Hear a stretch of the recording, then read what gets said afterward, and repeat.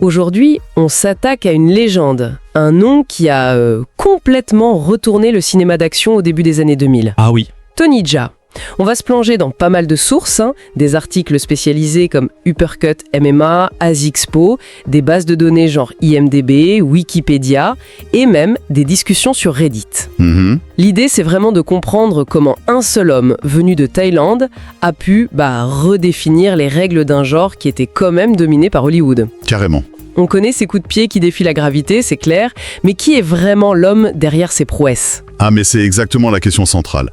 Pour saisir le phénomène Jaa, il faut se souvenir du contexte de l'époque. On est au début des années 2000. Oui. Le cinéma d'action sort de Matrix. Tout était basé sur les effets visuels. Le bullet time, les câbles partout. Les fonds verts. Voilà. Hollywood était obsédé par le numérique. Et là, déboule ce type, sorti de nulle part, qui lui fait tout en vrai. Son arrivée, c'est pas juste un nouvel acteur, c'est une déclaration de guerre à l'artificiel. Une claque en fait. Une claque, exactement. Il a rappelé au monde entier la puissance brute, presque terrifiante, du corps humain poussé à ses limites. Et cette puissance, justement, elle ne sort pas de nulle part. En fouillant dans sa biographie, je suis tombée sur un détail qui m'a frappée. Il est né Panom Yerum en 1976 et ses parents étaient éleveurs d'éléphants. Ah oui. Ça peut sembler anecdotique, mais est-ce qu'on peut y voir un lien ? Cet ancrage très terrien qu'il a à l'écran. Ah mais je pense que ce lien est fondamental.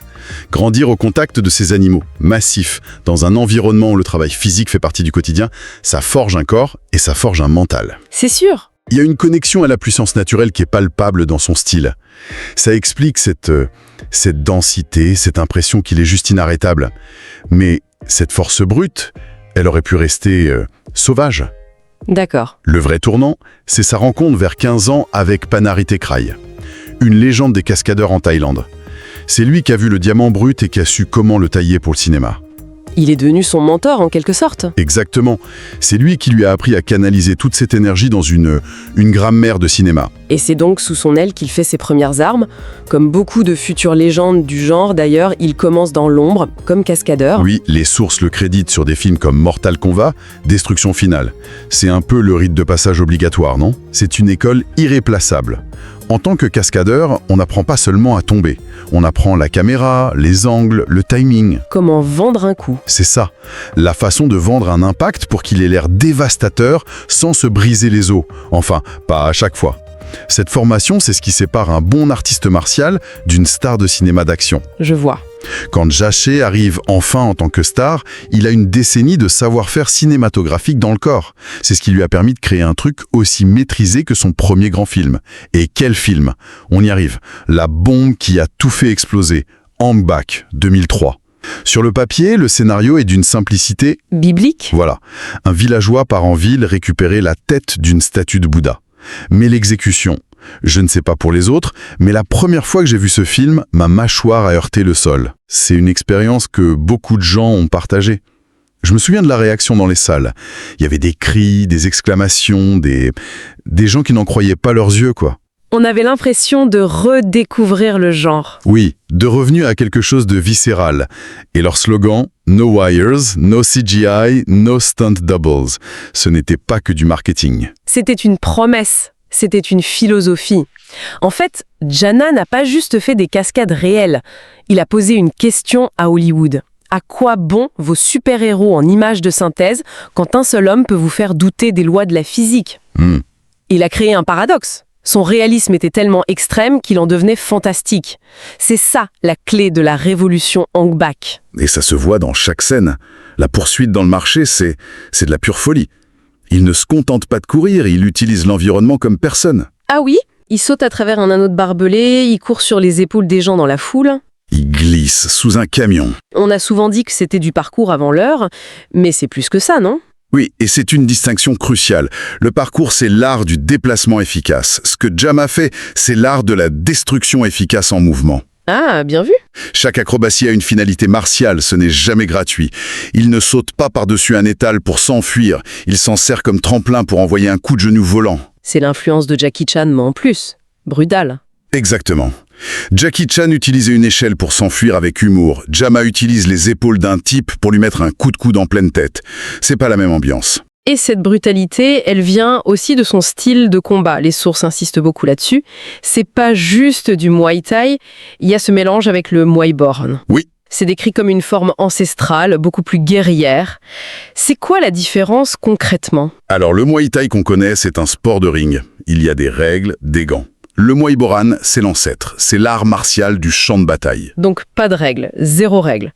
On y apprend des techniques interdites en compétition, des clés, des projections, des frappes sur des points vitaux, des coups de tête. C'est un art conçu pour neutraliser un adversaire. Vite et bien. D'accord, je vois. En intégrant ça dans ses chorégraphies, Janetto a apporté une dangerosité, une imprévisibilité qu'on ne voyait plus. Quand il frappe avec le coude, on sent qu'il pourrait fendre un crâne. Et le son, le design sonore du film est incroyable pour ça. Chaque impact est lourd, sourd, douloureux. Après un succès mondial aussi fulgurant, la pression a dû être monumentale. Comment est-ce qu'on confirme après ça? C'est la question à 1 million. J'imagine que le public attendait qu'il fasse encore plus fou, encore plus spectaculaire. Et il l'a fait avec l'Honneur du Dragon en 2005. Absolument. Avec l'Honneur du Dragon ou Tom Yum-Gong, il a répondu à cette attente en étalon, en augmentant l'échelle de tout. L'histoire est encore plus simple, si c'est possible. On lui vole ses éléphants, il va les chercher. C'est ça. Mais les scènes d'action sont d'une ambition folle. C'est dans ce film qu'on trouve cette fameuse scène. Le plan séquence. Le plan séquence de presque 4 minutes. Ja monte les étages d'un restaurant, il neutralise des dizaines d'adversaires et la caméra le suit sans une seule coupe. Techniquement, ça a dû être un cauchemar à tourner. Une seule erreur et on recommence tout depuis le début. Un enfer. Mais au-delà de la prouesse, ça change tout pour les spectateurs. L'absence de coupe nous plonge dans une immersion totale. Il n'y a pas de répit. Aucun. On ressent son épuisement. On est avec lui à chaque instant. Ce n'est plus une succession de combats. C'est une seule ascension infernale. C'est la quintessence de sa philosophie. Montrer l'authenticité de l'effort, de l'endurance. Pourtant, après ces énormes succès, il y a une période plus compliquée. Il passe à la réalisation pour Hang Bak 2 et 3, des projets très ambitieux. Oui, des péplums d'arts martiaux presque. Mais les productions sont chaotiques. Et puis il y a cette pause dont parlent plusieurs sources, notamment sur Reddit. Il se retire du cinéma pour devenir moine bouddhiste. Cette période est fascinante. Elle révèle l'homme derrière la machine de combat. Il faut imaginer la pression écrasante qui pesait sur lui. Il était devenu un trésor national. Un trésor national, une icône mondiale, le porte-drapeau de tout le cinéma thaï. Les tournages d'Hong Bak 2 et 3 ont été très durs. Des conflits, des dépassements de budget. Cette retraite dans un monastère, c'était sans doute une manière de fuir une pression devenue insoutenable. De se reconnecter à lui-même? Voilà. Ça montre une complexité qui va bien au-delà des performances physiques. Ça nous rappelle que même les héros d'action ont une vie intérieure. Et après cette parenthèse, il revient. Mais la stratégie a changé. Fini les projets 100% thaïlandais où il porte tout sur ses épaules. Il s'ouvre à Hollywood. Oui. On le voit dans des franchises énormes, il affronte Paul Walker et Vin Diesel dans Fast and Furious 7, il est dans XX, Reactivated, Monster Hunter. Qu'est-ce que ce virage a changé pour lui? Est-ce que Hollywood a su l'utiliser? C'est un bilan un peu en demi-teinte. D'un côté, c'est la consécration, bien sûr. Intégrer ces franchises, c'est une visibilité planétaire. C'est aussi une sécurité financière. Mais de l'autre, Hollywood ne lui a jamais vraiment donné un rôle à sa mesure. Il est souvent cantonné au rôle de l'adversaire spécial. L'arme secrète du grand méchant. C'est exactement ça.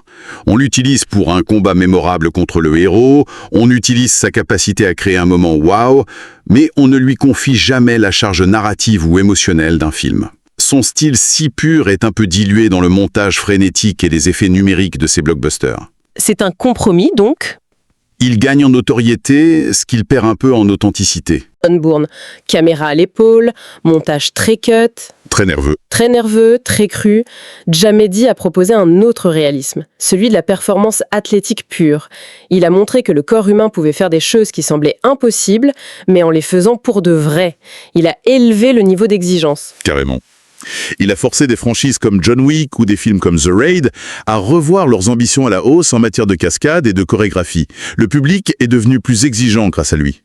Et puis, il y a l'impact culturel, bien sûr. Il a fait pour le Muay Thai ce que Bruce Lee a fait pour le Kung Fu.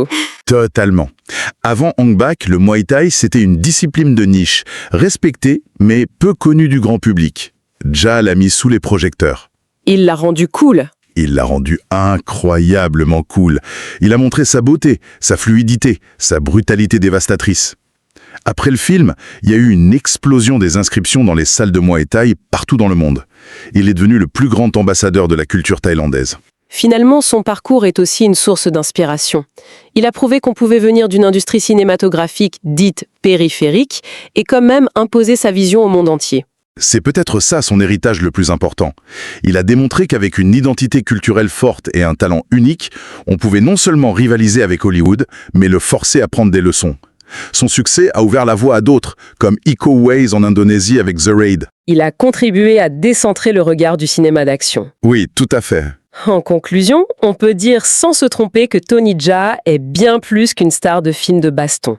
C'est une légende vivante qui a repoussé les limites du genre. C'est exactement ça.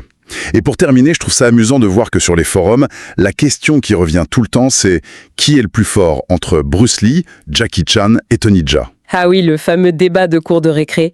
C'est sympa, hein, mais ça ne va pas très loin. Non, ça passe à côté de l'essentiel. Alors, quelle serait la bonne question à se poser ? Plutôt que de comparer les combattants, on pourrait se demander autre chose. En quoi l'authenticité brute de Jaa, son refus des effets spéciaux au début des années 2000, ont-ils changé ce que le public attend d'une star d'action aujourd'hui ? C'est intéressant. À une époque où l'intelligence artificielle peut générer des images parfaites, où n'importe quel acteur peut devenir un super-héros grâce au numérique, est-ce que son héritage ne nous rappelle pas justement la valeur irremplaçable et peut-être même le besoin vital de la performance humaine ? Authentique ? Et dangereuse. Dans un monde où tout peut être simulé, Le spectacle d'un homme qui risque vraiment sa peau n'a peut-être jamais eu autant de valeur.